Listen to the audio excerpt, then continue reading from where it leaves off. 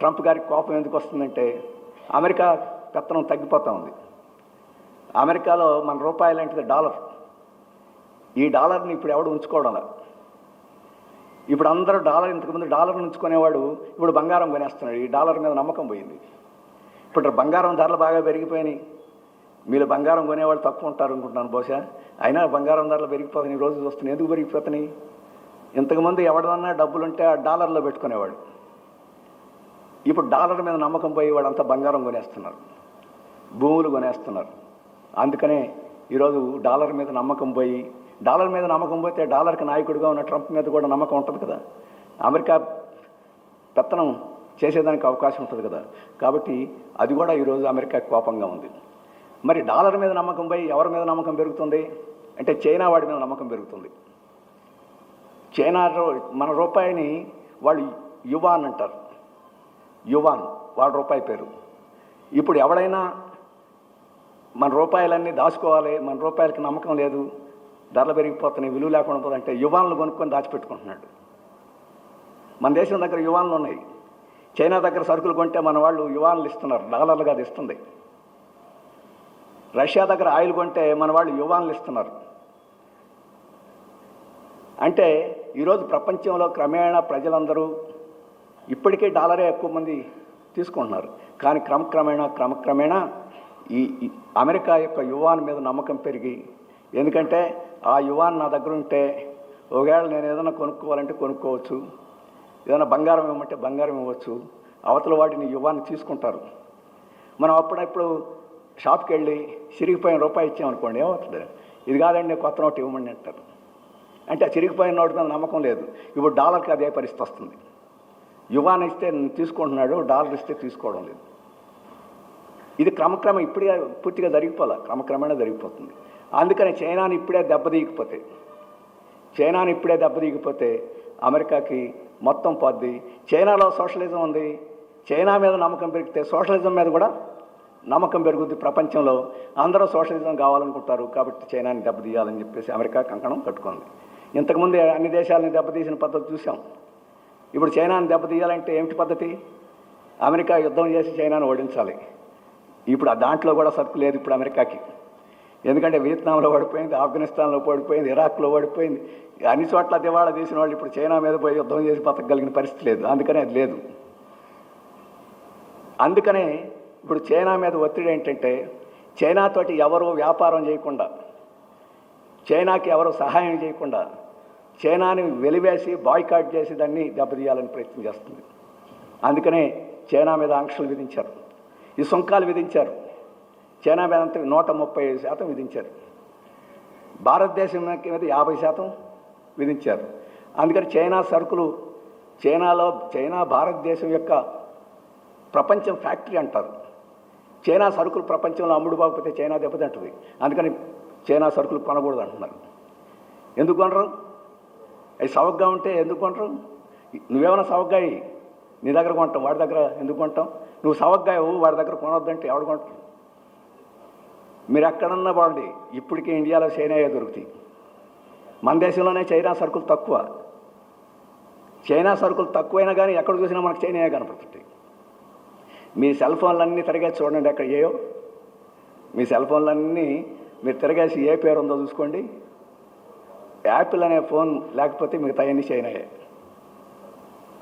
కంప్యూటర్లు తీసుకోండి, అన్నీ చైనాయే. గాలిపటాలు తీసుకోండి, అన్నీ చైనాయే. వినాయక విగ్రహాలు తీసుకోండి, అన్నీ చైనాయే. అంటే ఈ రకంగా చైనా అందరికన్నా చవకగా, అందరికన్నా నాణ్యంగా ఎప్పుడైతే ఇప్పుడు మన ప్రైవేట్ స్కూల్ వాళ్ళు, ప్రైవేట్ ఆసుపత్రుల వాళ్ళు మనం పోతే ఎక్కడి నుంచి తెచ్చుకున్నారు? చైనా నుంచి తెచ్చుకున్నాం అని చెప్తారు.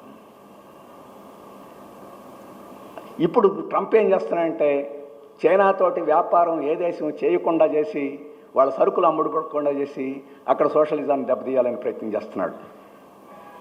అలాగే చైనాని మీద రెచ్చగొట్టి అక్కడ ఏదో ఒక యుద్ధాన్ని సృష్టించాలని చెప్పేసి ప్రయత్నం చేస్తున్నారు.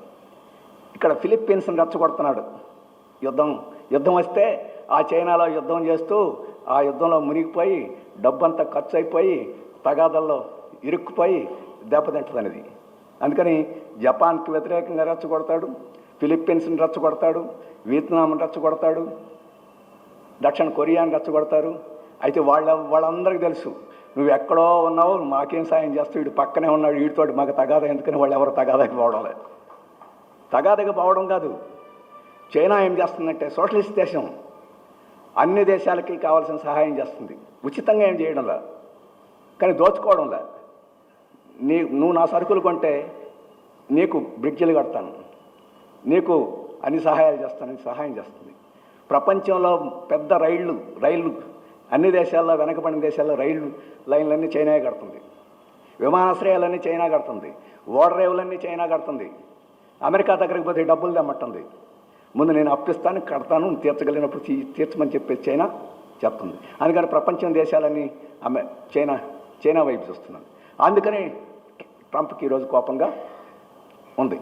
అందుకని నేను ఇక్కడ చెప్పదలుచుకుంది, ఈరోజు పెట్టుబడిదారీ విధానానికి పెద్ద సమస్య వచ్చింది. పెట్టుబడిదారీ విధానం మీద ప్రజలకు నమ్మకం పోతుంది, దేశాలకు నమ్మకం పోతుంది. చైనా వైపు మొగ్గు చూస్తున్నారు, వియత్నాం వైపు మొగ్గు చూస్తున్నారు. అక్కడ ఆ దేశాలు ఎందుకు బాగున్నాయి అంటే సోషలిజం వల్ల బాగున్నాయి కాబట్టి అట్లాంటి సోషలిజం వస్తే బాగుంటుందని చెప్పేసి భావాలు పెరుగుతున్నాయి. అందుకని ఈరోజు అమెరికా ఈరోజు అంత కోపంగా ఉంది. ఈ మధ్య ఏం చేసింది, మీరు మన సెల్ ఫోన్లో చిప్ అని పెడతారు, ఇవి మన సిమ్ అంటాం కదా, సిమ్ కన్నా ఇంకా లోపల చూస్తే చిప్ అనేది ఉంటుంది. ఆ చిప్పులు చైనా దగ్గర లేవు, ఉన్న చిన్నవి ఉన్నాయి. అది అమెరికా దగ్గర, పక్కన నెదర్లాండ్స్ అక్కడ ఎక్కువ ఉన్నాయి. మీరు ఎవరో చైనాకి చిప్పు అమ్మకూడదు, అమ్మకపోతే చైనా వెనకబడిపోద్ది. ఆధునికమైన ముందుకు పోవాలంటే అన్ని కావాలంటే అది కావాలి, అందుకని చైనా దెబ్బతింటుంది అని చెప్పేసి చెప్పాడు. చైనా వాళ్ళు ఏం చేశారు, నీ చిప్ కోసం మేము ఎదురు చూడటం, మేము చిప్పుని కనిపెడతామని కొత్త చిప్పుని కనిపెట్టేశారు. ఆ కొత్త చిప్ ఎట్లాంటిది, అమెరికా కన్నా తక్కువ ఖర్చుతోటి అమెరికా కన్నా బాగా పనిచేసే చిప్పులను కనిపెట్టేశారు. వాళ్ళు కొత్త విధానంలో కనిపెట్టేశారు. ఎప్పుడైనా ఎవడన్నా సహాయం చేస్తున్నంతకాలం మనం సొంతగా పనిచేయం. ఈరోజు అమెరికా వాళ్ళు చైనాకి ఆ రకంగా సహాయం చేశారు, నీకు ఎవరు అనేసరికి మనం చేసుకుందామని చెప్పేసి వాళ్ళు ఆ రకంగా డెవలప్ చేసేసారు. ఇప్పుడు మీకు అందరికీ మీ పిల్లల్ని అడిగితే చెప్తారు ఆర్టిఫిషియల్ ఇంటెలిజెన్స్. ఇప్పుడు గూగుల్ వాడు పెట్టేది అదే. మన దగ్గర ఉన్న సమాచారం అంతా అక్కడ బీరువాలో డబ్బులు దాచినట్టు ఆ డేటా సెంటర్లో దాస్తారు. ప్రపంచంలో ఉండే నీ సమాచారం నా సమాచారం అంతా దాస్తారు. మీరు మన ఫోన్లో మీరు కొడితే ఈ రాఘవులు ఎవడం అని అంటే మీకు సమాధానం వస్తుంది, వీడు కమ్యూనిస్ట్ అని చెప్పేసి సమాధానం వస్తుంది. ఈ సమాచారం ఎక్కడ దానికి మన దగ్గర నా గురించి పేపర్లో వచ్చినాయి, వీడియోలో వచ్చినాయి, ఇట్లాంటివన్నీ ఆ డేటా సెంటర్లో ఉంటాయి. మీరు ప్రశ్న అడగగానే ఆ డేటా సెంటర్కి పోయి వీడి సంగతి ఏమిటో చేసి మళ్ళీ మీకు సమాధానం ఇస్తుంది. అది ఆర్టిఫిషియల్ ఇంటెలిజెన్స్ అంటే.